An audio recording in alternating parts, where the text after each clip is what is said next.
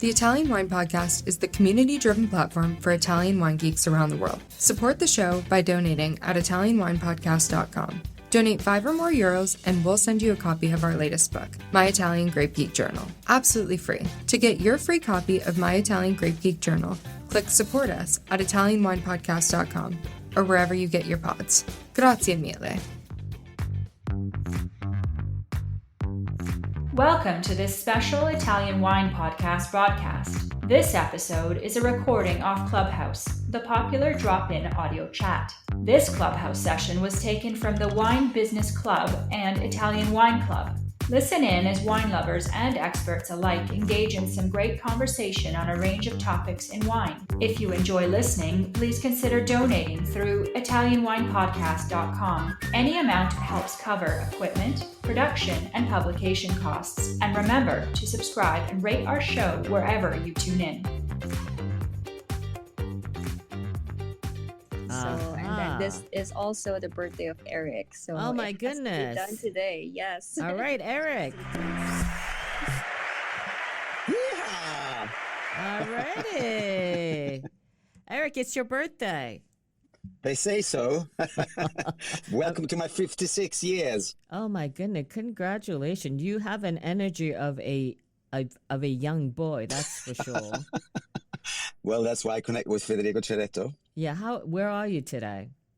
I'm in Malmo in booze, what do you call it? Soundproof booze or room in Malmo where I live. Aha. What are your plans for your birthday? Well, actually drinking some champagne after this with knowing that Federico will do the same. So that's about it with family and, champagne keeps the doctor away and all that. Fantastic. Have you got a favorite champagne? No, I'm not. Yes, of course I have. I mean, I love Delamotte. I love Jacques Celos. But today it happens to be Charles Heidsieck. Okay. Well, they're Italian. They're affiliated with the Italians. So that works for us. True. You see. They're also Biondi Santi for us. And they're also Isola Elena, so we're happy with your choice today. So grazie mille. Everybody, welcome. This is of course called the Ambassadors Corner. We've been doing this for a long time now, and today's the fireside chat with Federico Ceretto. Let me tell you a little bit about our birthday boy. He is born in Sweden. Always in Malmo? No, not actually in Mariestad, living abroad. Ah, okay. And then you grew up also in Germany and France, according to your bio. Esattamente. My Swedish mother gave birth to her kids in Sweden, not trusting the German or French hospitals. Right. Good job. And then you also had a stint in Italy as well, right? Well, that was when I was growing up and fulfilled my dream about learning Italian, which I think I did okay with. So moving there 92, 93. Oh, where did you live in Italy? Lago di Como, 1 year, and then the rest in Rome. So that's what people, can hear sometimes when I'm trying to speak Romano. So, and then I moved back to Sweden, 96. Of course, Erik Schneider is our Italian wine ambassador at large. But what else do you do in life? Tell us all about it. That's a good question. Well, beyond helping kids in school, I've translated Champions League for Juventus and Malmo FF. But otherwise, I do wine trips. Yeah. What is that all about? What does that mean? That means that Malmo, the team of Malmo FF, was qualified to Champions League, and we met Juventus. Of course, we didn't have any chance, but they called me and asked me if I could provide my Italian, which I did. And I don't regret it, but when I said yes, I was wondering why did I say yes. And I was in direct for 600 million viewers on telly on the press conference. What? I'm going to send you a picture. It's crazy with Allegri looking at me, writing down. So I was simultaneously translating, and that was one of the coolest challenges. And when was that? What year was that? This must be 7 or 8 years ago. Okay, already. So, getting back to our show, why did you select Federico Ceretto as your favorite producer today? Well, there's several reasons, but first of all, he introduced me to the core of Lange, to Piemonte in a very passionate way. And just when he was, I just got mesmerized. He when he was about to take a greater responsibility of his own family winery, most of all, he was explaining to me about the Ceretto's deep relationship with food and art, talking about their connection, with an obvious cultural bond of wine, people, and nature of Lelange. And their journey towards a biodynamic producer is, for me, one of the most mesmerizing wine journeys a wine producer can do. And creating 2 restaurants within their dreams, being all wine and food lovers, must go to destination places, is yet another achievement showing Ceretto's wishes of sharing and caring. So that's enough, and I love Federico, so what should I say? Yeah, it's kind of a big deal. They also have, of course, the 3-star Michelin restaurant in Alba, an incredible place. So I know, am I mistaken, or you also import Ceretto as an importer? I did, and this is how I get to know him. So we had just started with Piemonte, and we got Ceretto in the portfolio. He was very quick to come over to Sweden, and we did some wonderful winemakers dinner with Gianluca Pica, and we did fantastic shows. I was down in Barolo for the second time in my life. I was there when I was living in Como, and the rest is history. I was really proud, and I think I did a good job introducing Ceretto as if they were me when I was presenting them in Sweden with my experience from Lelange, Okay. So as you know, here at Italian Wine Podcast, especially for the Ambassadors Corner with our Italian wine ambassadors at large, we get a little bit geeky around here, as you very well know. So what are their learning objectives that we should expect from you today from this call? I'd say to learn about the same journey as I usually have during my wine tastings and storytelling that many top Italian wine producers did since the 90s, that Ceretto is and was visionary commercializing Arnese, which was near extinction in the 70s, a grape for white wines, and trusting the potential of one of the greatest grapes in the world, our beloved Nebbiolo. And together with other key producers, this was the start of the Barolo Barbaresco international fame, this fascinating trust in their terroir to do the rest with a lesser intervention. I think that's very interesting for the listeners to follow up. Okay, very good. So this, as you know, I will now leave the mic over to you and come back. This is the bit where I get to, usually I have a glass of wine with me. It's kind of early for me to start. Where's your champagne? I know, it's like 3:30, but we'll see what we can do. So I will shut off my mic, turn it over to you, and then come back maybe towards the end to see if there are any additional questions for Federico. Perfetto. Federico is the youngest of the family, son of Bruno, born in 1977. After high school, he chose a university diploma course in business administration. And while continuing his studies, he already entered the heart of his profession, beginning to deal with Ceretto's commercial management, and especially with foreign markets, hence where we met in Sweden, actually, collaborating mainly with importers. Thank you for that. And also following the sales network in Italy, supporting agents in their visits to customers. Dynamic, sociable, and a great wine lover, he immediately invested a lot of time and dedication in the search for new export markets, exploring new countries that proved to be very interesting for market development. As you say, my generation is lucky to have inherited solid bases and strong values built in the past years by my father and uncle. Our challenge now is to commit to following this path with a new and fresher vision. And says Federico, for foreign markets, high-level public relations and direct customer relationships will be increasingly important. So Federico is the CEO of Aziende Vitivinicole Ceretto, and he's taking care of the family restaurants. La Piola on the first floor and the second floor, Piazza Duomo di Alba, with the chef Enrico Crippa. Happy birthday to you.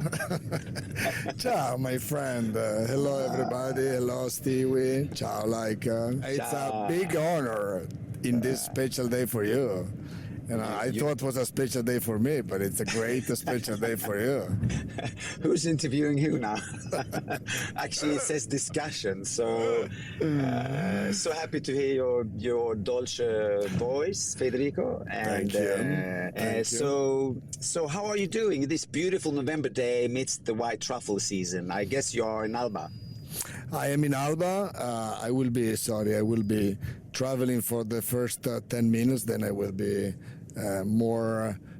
less noisy. But thank you for the introduction. Yes, I am in. I am in probably the only place in the world when it's November, a little bit cold, foggy and humid. Everybody is so happy to be in the Langhe eating truffles and drinking Barolo. So this is for us is the big high season, and we are running like crazy. I'm happy to hear, because usually November is like everybody's getting depressed, it's gray, and I just say, yeah, hey, it's my birthday, who cares, and I know that the truffle is medicina for the soul, and so you are a true passionate ambassador for Le Langhe.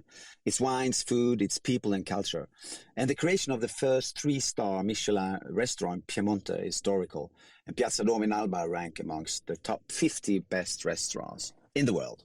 Do you have any other dreams to fulfill involving Langhe culture or the Ceretto portfolio, or anything involving Piemontese food? Okay, so yes, we are full of dreams. This could be the the very best time to say that we finally got the approval for the build action of our third restaurant. This will be in the heart of Brunate, where we have the Barolo Chapel, the piece of land art that you know well, Erik. Yes. And no, my dream, if this is the question, my personal dream, indeed, it is. It's to uplift another step in wine and food hospitality. So high-end gastronomy and top wines hospitality, and maybe doing something in also for the accommodation. I think we are ready now to have some very good wine hotels, if we have to make it very simple, in the area. So if I have to see my third career after being a salesperson and now a restaurant manager or supervisor, I don't want to take any merit, any credit. My team at the restaurant, they do 100% of the job. I supervise them. I help Enrico Crippa to take strategies and decisions. We are a great team. We are really doing great together. And I thought it was very difficult to deal with such a talented and such a obsessed, hard-working guy with his job. In reality, it is the most exciting and really it's my everyday happy moment when I go to the restaurant and I speak with the chef. I've seldom met a humble chef as Enrico Crippa, and it's a joy every time. So this restaurant you talked about in Brunate, is this 2024-25, or when do we have the honor to visit that restaurant? Okay, now you ask too much, because Okay, next question then. Okay. No, spring 2025. Wow, perfect, fantastic. And so you and your cousin Alessandro, you decided many years ago to change the direction of Ceretto's land farming. So using the biodynamic philosophy and practices, what results could we, listeners and followers, expect as consumers in the glass? Well, this is the very precise question. And finally, after 15 years, we did the 15th harvest for Barolo and 14th for Barbaresco in full biodynamic farming. So basically, 25 years ago, it was not clear that the model was being Burgundy style or being Bordeaux and Champagne style. I mean, Bordeaux and Champagne style means that the style of the house, the style of the maison, it's more important than the vineyard origin. But in Piemonte, we were deeply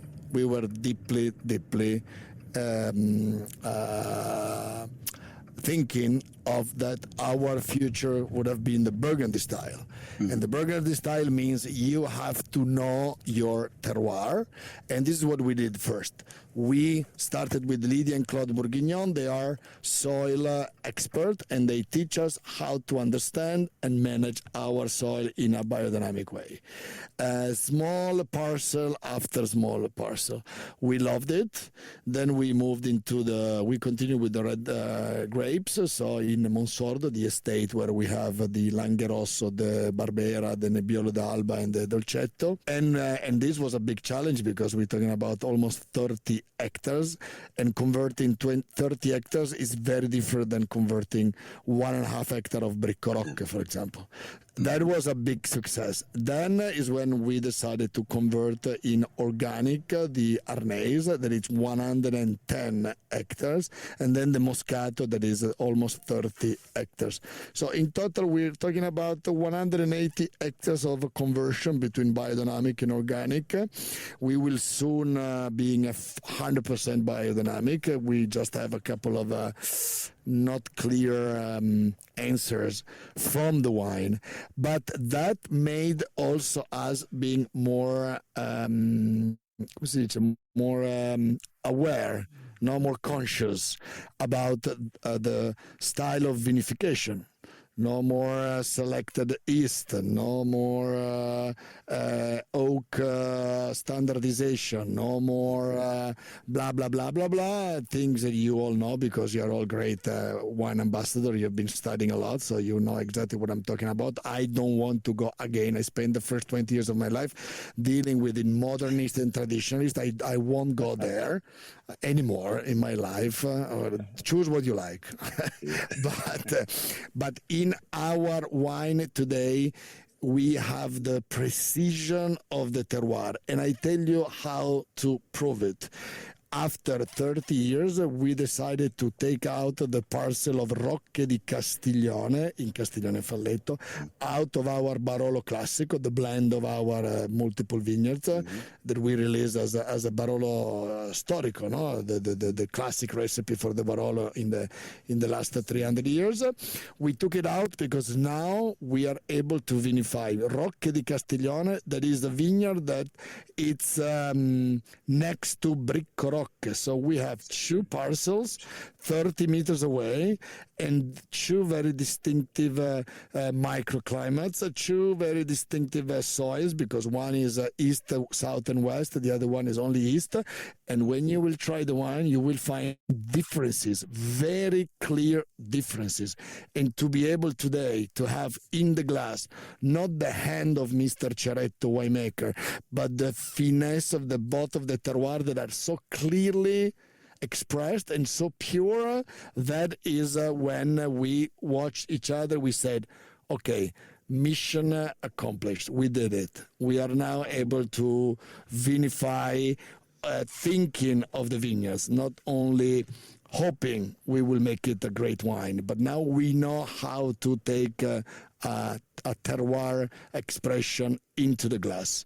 Because, you know, when you've been traveling and tasting in Burgundy, the dream of going in the cellars in Burgundy is that every little sample of wine they give you, it's a different journey. It's a different expression. It's a different explosion of peculiarities. Now we can do it. And my generation is the very first generation that will be able to do it with finesse, with balance, with purity of the fruit, with clean wines. So we are now entitled to play in the Champions League, because Barolo has been always, one day you will be like Burgundy, one day you will, but this is the day that finally we play the final in the Champions League. And now it's a big responsibility, because when you go and play the final, you have to be very good. Yeah, you have to perform. So now the challenge is to be able to sit at this table, because in the glass we are definitely there. Then there are other things. That is my job, to make sure that the wines are well represented, like you did in Sweden for many years, or the people that are listening to this podcast. You are all now having the great time of drinking great Barolos, more aged, young, fresh, new, and all the bottle. I can see your faces now, but I see your hands going up and down, saying, "Oh yes, I know. Every time I open a bottle of Barolo now, it's a fantastic wine. It's a golden time of Barolo, of Nebbiolo." It is. I love that, because now I hope you're going to call the staff in Monsordo for tomorrow to prepare several bottles of Rocche di Castiglione and Bricco Rocche, to prepare them parallel. If we're all going to ask, I want to have 2 glasses of this and this, one of each. That is so that is a challenge, yeah. So, and what other Italian wine region can you best identify yourself with? Well, I loved very much when I did the first tasting of the Contrada from Etna with my friend Alberto Tasca, in a parallel tasting with the single vineyards of Barolo and the Contrada from Etna. I loved from the very first time the wonderful hospitality of the Planeta family, with all the different sites they have and all the wines, plus the Caricante producers, white wine producers. You can name them all on the Etna. So I will retire and spend the happiest moment of my 5th career in Sicily. Sicily has my dream. Also because in Sicily, food. If I have to identify in a place, has to be a place where food and wine are great. And Sicily is the best. I loved it. I was there a week ago with the Gita Scholastica from Vinitaly International Academy. Thank you very much. Amazing place. It's amazing stories. So we have to talk more about that one day with a Caricante and with a Nerello Mascalese, which leads me to another. But it's not only Etna. Sicily has personality in every city, in every farming activity they do. Sicily has big roots. Cultural roots, gastronomic roots, human being. Some of the nicest people in the world come from Sicily. It's paradise. It's really paradise. D'accordissimo. So. We have a common friend that printed "Make Dolcetto Great Again" on a T-shirt. Can you tell us the story behind it and why I also love to wear it, with pride? Allora, Dolcetto is a great example of how in one generation things can be, in one life things can be circular. Okay, So Dolcetto was the house wine that every family used to drink by gallons, by damigians, in Piemonte for 150 years. Alba was the town of Dolcetto. My grandfather produced 4 Dolcettos, okay, and 1 Barolo. Today we produce 7 Barolos and 1 Dolcetto. Okay, and the question was, it's a bit, the old people. You kids, you don't know what you're losing, blah blah blah. Back in the days we used to blah blah. So how can that's my job. Sometimes I work, and I sell wine. How can we sell more Dolcetto? How can we sell more Dolcetto? How can we sell more Dolcetto? Well, you know what? Now this has been Dolcetto's been struggling for 20 years. Yeah. Today, when I come with a bottle of Dolcetto and I join a group of friends, I join you and your Italian ambassadors friends in your next trip, and I bring a couple of bottles of Dolcetto, I can always show up with a bottle of Dolcetto from... You choose, because these things in the world doesn't happen anywhere else.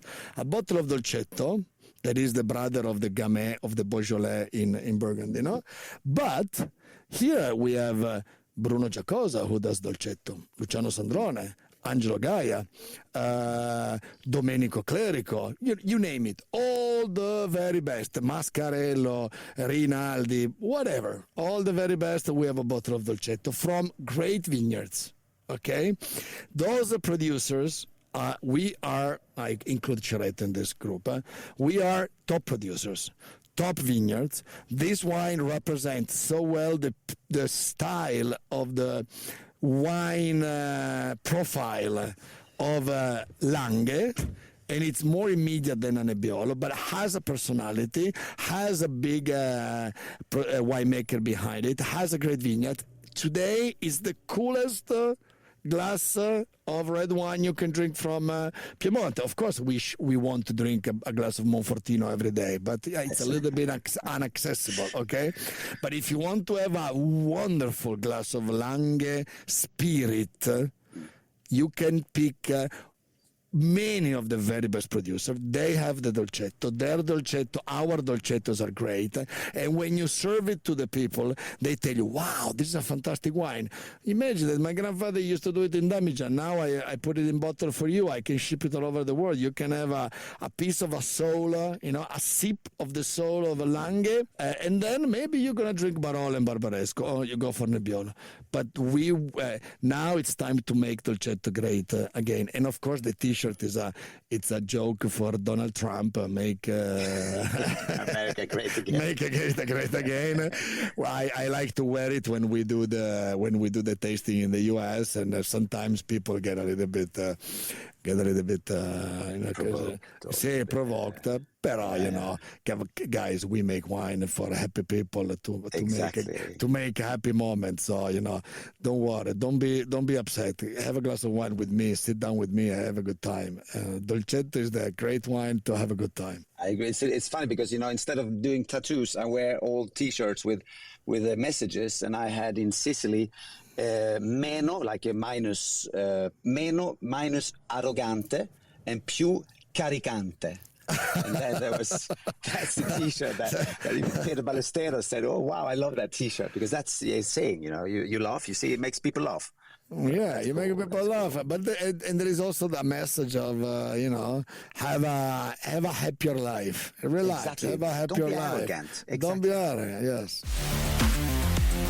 Italian Wine Podcast, brought to you by Mama Jumbo Shrimp. So another thing that I love about Piemonte, how you speak together, like I've seen different wine regions, maybe not so much in Italy, but other places where producers are more in competition than understanding that the more you collaborate, the better it is for the region. So what are the biggest challenges for today's Piemonte producers, and how often do you meet other Piemonte producers to discuss them? I was thinking about the climate change, the mass tourism versus maybe ecotourism, competition with other wine regions, and so on. Allora, the competition, thank God, we are now in a very strong position, and we can relax, not too much, but we can relax and finally share all the credits that many generations before me they built. So now we can finally harvest all these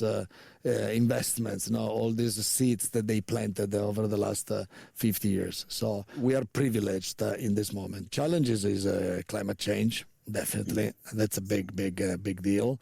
I see people with different ideas, so there is not yet a clear direction, while there has been a clear direction of how to finally vinify the wines. So the ultra-modernists are more moderate, the ultra-traditionalists are more updated. So now the style of the Nebbiolo expression is more clear for everybody, and this is good. This is very good. No more extravaganza, more classics. Now we are ready to be great classics. What else? We meet actually 3-4 times a year in different occasions. What is probably the big question is that our wines today are way more balanced, less hyperphenolic, so less ultra-tannic wine, much more balanced, much more well integrated into the fruit, because we are having fantastic harvest. Today, harvesting in Lange is not like my grandfather, where harvest time was a drama. It was a big fight against the fog, humidity, and the rain, and the cold, and everything. Today, we harvest, we are all wearing beautiful T-shirts, shorts, singing, having a great time, and coming home with excellent fruit that then we transform in excellent wine. Are these the ultra-phenolic wines? No. Are they much more enjoyable and much more understandable? Yes. Terroir, it's better expressed. Yes, because we don't punch any more people in their teeth with the tannins and the acidity. The big question is, are we trading aging ability with finesse and balance and terroir? In my opinion, yes. But remember that our vision of a Barolo today, it's still to be a great wine for the next 25 to 50 years.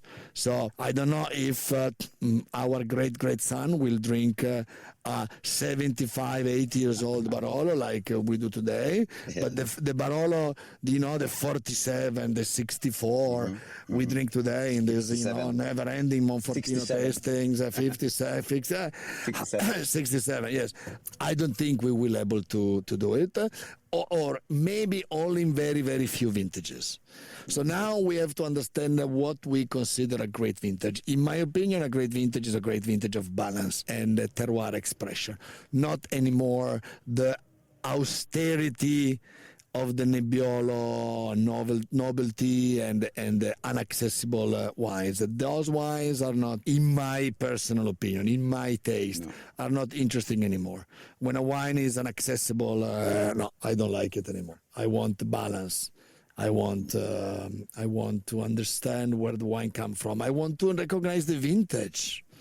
And I want to recognize that the elevation of the vineyard, because I want to understand if it's a real Grand Cru or not, because a lot of blah, blah, blah, blah about the vineyards. But, a great vineyard has peculiarities that are very clear. And I want to find it in the glass. I don't want to find it in a brochure on a website or on an Instagram story. I want to find it in the glass, and I want to climb the hill, invite you to climb the hill with me, be in the vineyard with me, and say, now I tell you, breathe, Brunate, and then let's go and open a bottle of wine, and you will feel it in the glass. I love that expression. That's the best birthday present I could get. So imagine me and Brunate with a glass of Brunate today. It's just amazing to escape. So my next question would be, the demand of Barolo, Barbarescos, and Nebbiolos, Barbera, etc. has risen a lot the last years. Is there still markets that haven't yet discovered your wines?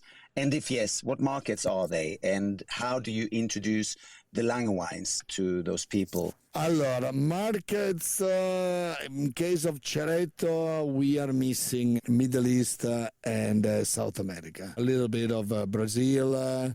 We are approaching now Peru and Argentina and Uruguay, but very, very little things. And Middle East, I don't see any interest commercially to go there. No, because there are too many. It's too much. They have wine, but there are traders and brokers that do it. I don't know. And we have our restaurant in Doha with Enrico Kripp, but it's not an easy market for alcoholic beverages. We'll see what happens with Russia later. At the moment, it's totally unpredictable. Asia, it's all done. US and Canada, so North America, very well done. Europe, of course. Few places in Africa, but that is more of a continental issue rather than wine, and also it's very complicated to ship over in Africa. You know what? I think we have to relax, and yes, the new places are the great new wine-driven places that keep open every day, every month in the best countries. Because now wine, it's a great drinking culture.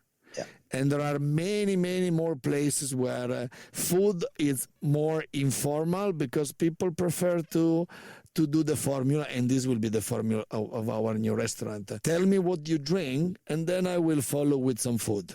Exactly. And so those are probably the new places. And for us, could be also this amazing network of natural and biodynamic only wine bars and wine shops.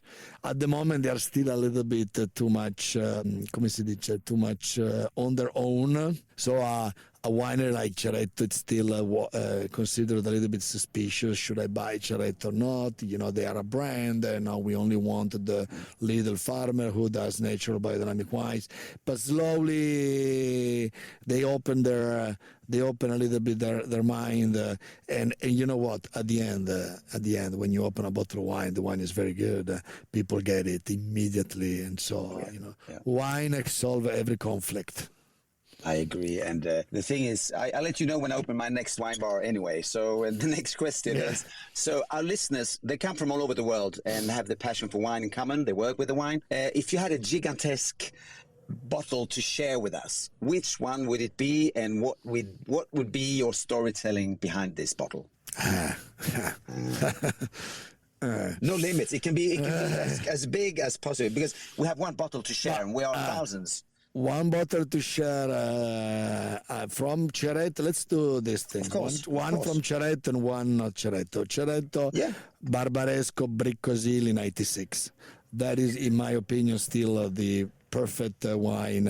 It was 100% my Uncle Marcello, but this at the moment is the perfect wine. Alessandro, my cousin, did something unbelievable with the Barolo Serralunga Prapo 2010, but Barbaresco Briccosili 96 is the first wine that I tasted in front of a big panel, and I had to sit and say, sorry guys, now we all sit, everybody quiet, and 3 minutes of attention for this wine. The other, because in the world we all love champagne. My respect. I should say Salon, because I import Salon, and honestly, Salon is the the heaven of a Chardonnay in Menis-sur-Oger. But for me, the winery with can we say the biggest balls? The biggest... Of course, no, I don't say nothing. Yeah, exactly.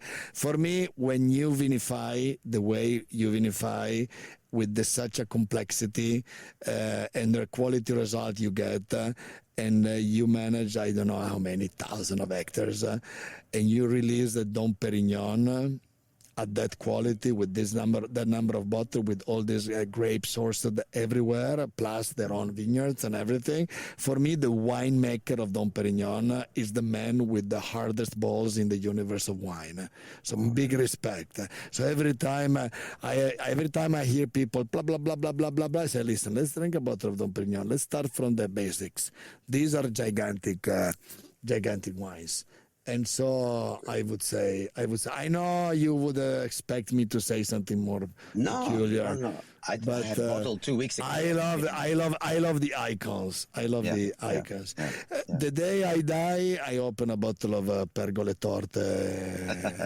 Pergole Torte for me. But this will be only for me. Not for everybody. This will be my last journey in wine will be me and a bottle of Pergole Torte. Wow, I'm sure the listeners will not say no to a glass of Dom Perignon, that's for sure. And so another curious, is it officially announced that you'll soon add Altalanghe DOCG in your portfolio, or can you tell us more about it? Bravi! You dig in our family affairs. Allora, Altalanghe in reality it's an individual project of my sister Roberta. And her husband Giuseppe. So it's called Monsignore because they have a house up there in Altalanghe where most of the people do dolcetto. They rip it off of vineyards of dolcetto, not all of them. Some vineyards, they bought other land, and they started with the consultancy of a French winemaker. They started this dream, and amazing, they made it happen from nothing. And they were, well, of course, Roberta, my sister, she's not a beginner, but she does a public relation and media communication, not vineyard management or not farming or not winemaking. So they did it. They released this wine. It's beautiful. Of course, Roberta does all our art project for the family. So the label, it's a very special label from Francesco Clemente, artist. But who cares? The wine is amazing. And you know what is amazing of the Altalanghe? In Altalanghe at the moment, you see like the Dolcetto, you see a list of amazing producers that are doing Altalanga. So for sure, Altalanga has to improve a little bit in terms of overall quality. It's still a little bit rustic, it's not yet refined. But guys, it's 10 years, 15 years that this wine exists. And it's a very complicated protocol because it's like champagne and everything. So Altalanga will happen. This is the ambulance for me to come in to pick me. Well, I thought it was in Malmo, actually. I was like, okay, what happens? But Roberta, in Altalanga, I want to tell you this. There is a lot of excitement because people remember when the land in Barolo and Barbaresco was, let's say, cheap or very accessible, and you could have produced wonderful things. Now this is happening in Altalanga. Altalanga now is the best investment you can do in the Langa. Because Barolo and Barbaresco, it's at 3 million euro per hectare. Finito. I heard it. The small producers, the young producers, the very young producers, they are in a trap now. And this is unfair. One day we will find how to help some of them.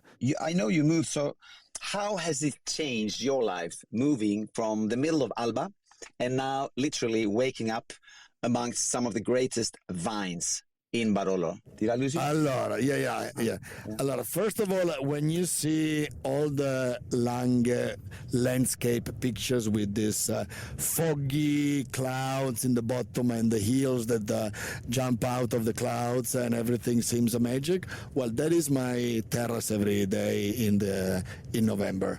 So it is a privilege. How do you feel? You feel you are the luckiest man on earth. It's really unbelievable. And then I love the community of Castiglione Falletto.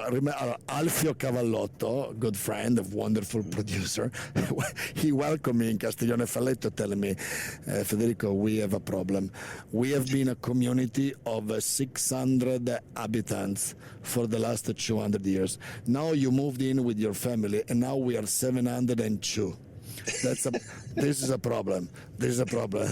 We are growing too fast, but you know what? I learned. I know it sounds strange because you know me, Erik. I've been a everyday ambassador of Barolo, as deeply as I could really put the seeds in everybody to think of drinking more and more Barolo and Barbaresco.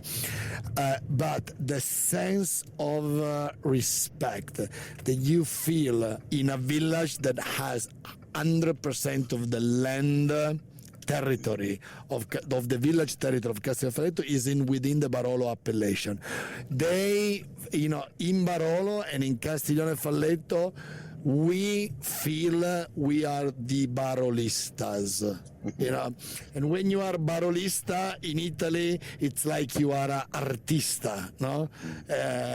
It's something in your DNA, and this is I'm learning this. I'm living this every day, and I am very proudly a Castiglione Falletto citizen now, and. Wow.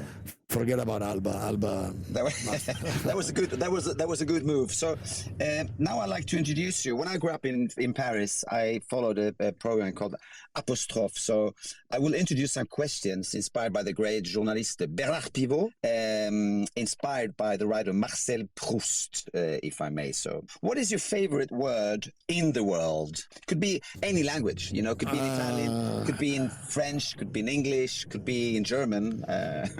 Well, grazie. For two reasons. Grazie is the first word that my daughter Sofia, she said, grazie. Yeah. And when you see a little girl, watching you and she tried to say grazie, she couldn't even say it, but she tried, grazie. And then grazie, so thank you. Grazie, proprio, it's something Italian that everybody recognizes around the world. Yeah. Grazie, with more grazie saying, you can achieve a connection with people that is deeper and it's more solid and it's more real than many other things. So grazie is something we should say more and more and more to people. In our job, in our family, in our work, in our we are people that share their lives with many other people. If we say grazie to each other for what people do for you, little things or big things, life would be much easier for everybody. I agree. That's. I love that. How do you say grazie in Swedish? I don't know. You tell me. Tack. Tack. So, what sound or noise do you love? Well, sound for me is the guitar of Jimi Hendrix. Wow, the guitar of Jimi Hendrix. I'm a guy that for me music finished in the end of the 70s, maybe little things in the early 80s. The noise that I like, it's when I drop my food on my barbecue. That's the noise that I like. Wow. The sound of the barbecue. It's and I'm not talking about the meat. I'm talking about really me and my barbecue. And in collaboration, we are a great orchestra. He sounds really well. Wow, that's cool. So, if you could try any profession existing or non-existing, what would it be? Well, unfortunately, I'm really bad in disegnare, painting. Okay, painting. Yeah. So I tried when I was younger, but couldn't make it. There was a moment in my life that I thought I wanted to be the guy that write the stories for the comic books. So I wanted to be the guy who create all the stories for the comic books. And still today, it's one of my great passion. I would have loved to write stories for my kids. Wow. But then, of course, those are the things that you never have time and you regret. But I think that what you read and learn when you are very little can have a good influence on your things. So less TikTok, more comic books. I that agree could be totally. the next T-shirt. Challenge. Next T-shirt. I take that to my kids as well. Less TikTok and more comic books. I love that. So, if heaven exists, what would you like to hear God say when you arrive at the Pearl Gates in 100 years? You know what I mean? Hey, bro, come in the cellar with me. That's a good one. I don't know. I love that. You know what? I think I would love to hear. You did good with your kids, with your family. You're done. Come here and relax. Yeah, that's what I want to hear. Yes, you did enough for your kids, for your family. Come here now. Have a good time. I hope you're gonna have. Well, we have enough good time here, but I hope it's gonna be again more good time. There must be a great cellar up there. I hope. Yeah, that's what I was thinking when you said "Welcome to my cellar." That must be like more a dream coming through. Next dream, next life. Open what you want. So exactly. Welcome to the life after life. What turns you on creatively, spiritually, or emotionally? Allora, spiritually, I must say I've been traveling a lot, and I spent thousands of hours alone on a plane, alone on a train, alone on a waiting room of an airport or whatever. And there are moments where you have to understand the reason why you are keep doing it, and you find your motivation because you are alone. You are alone, and this is something you have to do. When you travel, you are alone, and people don't realize this, that nobody helps you. So you have to find your motivation. So spirituality for me means when I am alone with myself, I find my motivations. Emotionally, my kids. The emotions are my kids, and at the moment, yes. At the moment, one is 8, she's 13. I'm having a great time with them. And what was the other one? Spirituality, emotionally? Creatively, you don't need to. Creatively, yeah. What does you? Creatively, you learn I am creative almost every single day, because again, when you do the kind of job I did and you are on your own, you have to find also the solution to problems, and also you are the last word of the company. So, it's not only creativity, it's a responsibility. You have to find solution. But, consider that, unfortunately, my thing is a little bit less engaging for the people that are listening to this podcast. The guy who needs to have a creativity and vision is the winemaker. Is my cousin Alessandro. Or the producer, or Enrico Crippa. This is a question that if you ask to Enrico Crippa, the answer could be life-changing. For me, the creativity is if my creativity is a little bit more. No, I don't want to say commercial, but down to earth. Hands-on. And finally, could you please send us info where we can find the mouth-watering chocolate from Relanger, your chocolate factory? That is more like a Christmas, I would love to buy it here in Sweden. I would love to know where we can have that, because I love your chocolate, and that's another passion that we can have in another podcast maybe. I don't know how time left we have, but... Remember that the recipe of the lingotto, so the gianduia chocolate with the crunchy biscuits in it that you cut like a gigantic piece of chocolate, it's my personal recipe. So that is my real contribution to this world. When I die, I want to have on my grave that he made the lingotto. You can buy it online, Eric. I think today you can buy it online. Okay. Or you call me. You are all, you know what? You come and visit Ceretto. We're gonna don't worry. Come spend some time with me, guys, and then I will make sure that you will discover every great things we produce. That's amazing. I don't know if we will have Stevie coming in, or how much time we have left. There you go. I'm back. So first of all, happy birthday again, Eric. But congratulations, Federico. I love this conversation. I thoroughly enjoyed listening to you because it sounded like two friends at a bar, minus the wine. It is. Yes, ciao, Federico. However, I would be remiss not to ask Federico if he can just kind of give us an overview of his wineries and the wine. So for those who are less familiar and not as friendly with Federico personally, can you just give us a quick snapshot of your wines? Okay, yes, of course. The iconic wines that we produce are a range of single vineyards of Barolo. That includes the flagship wine that is Bricco Rock, that is a monopole in Barolo, Brunate from La Morra, Proprio Sonalunga, Bussia from Monforte, and Cannubi San Lorenzo from Barolo, plus a Barolo Classico, where we blend multiple parcels. The same in Barbaresco. We have Asili, we have Bernadotte from Treviso, we have Gallina from Neve, and Asili, of course, from Barbaresco Village, and a Barbaresco Classico. Then the three great appellations of Alba, Dolcetto d'Alba, Barbera d'Alba, Nebbiolo d'Alba, and then we are super proud to be one of the three major